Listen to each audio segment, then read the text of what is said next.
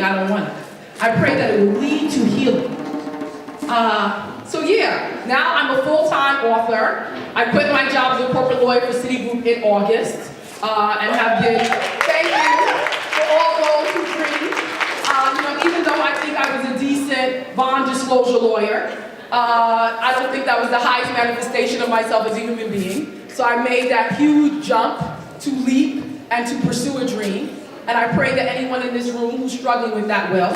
And since then, I wrote a second book. So I'm going to share some of that with you. The book basically introduces a folkloric character for Kwanzaa called Kwanzaa Nana. Again, my children inspired this.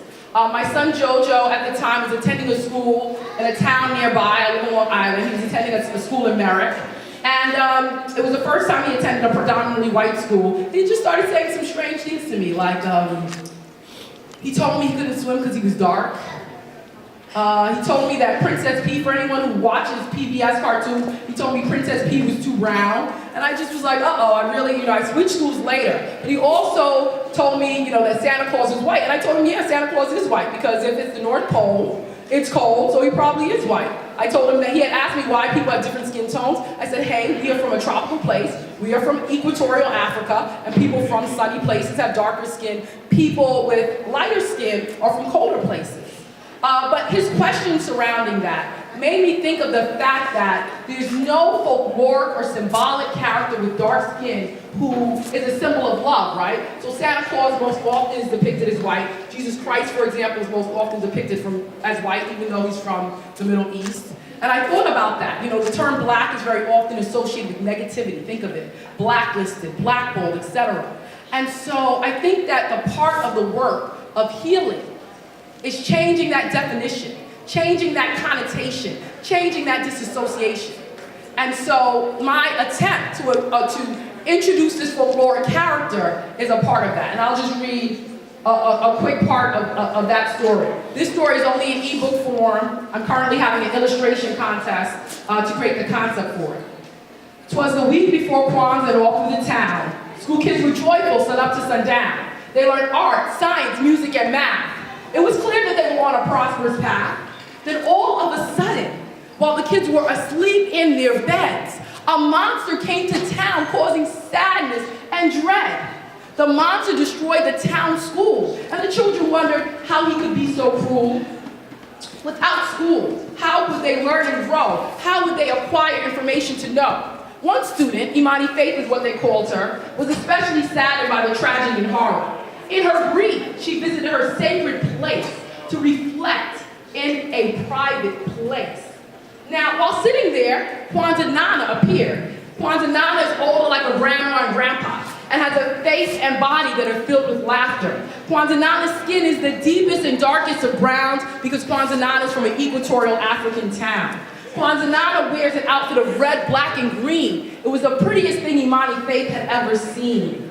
Kwanzaa Nana has beautiful big eyes that sparkle like stars, while Kwanzaa Nana's spirit of love is always ours.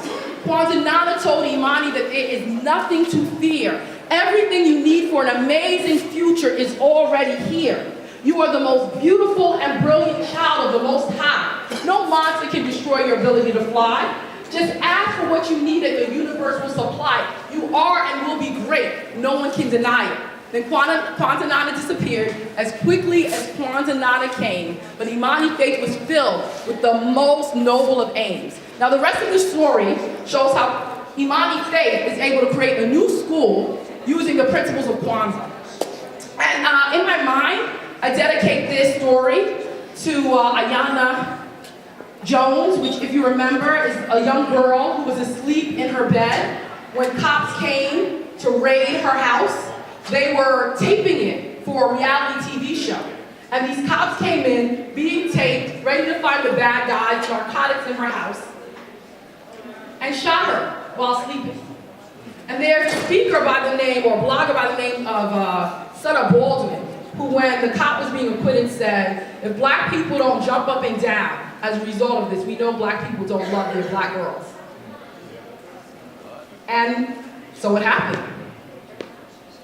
First trial came, he was acquitted, and there was no marching, there was no screaming, There was no public outcry. And so I pray for a world where we realize the value of every single child. And so when a child is in need, we really, really, really gather around to help that child. So if in any way, depicting it in this story allows us to experience a shared creative visualization where we actually manifest loving and encouraging our children, then I would have done my part. So I thank you for your time. God bless.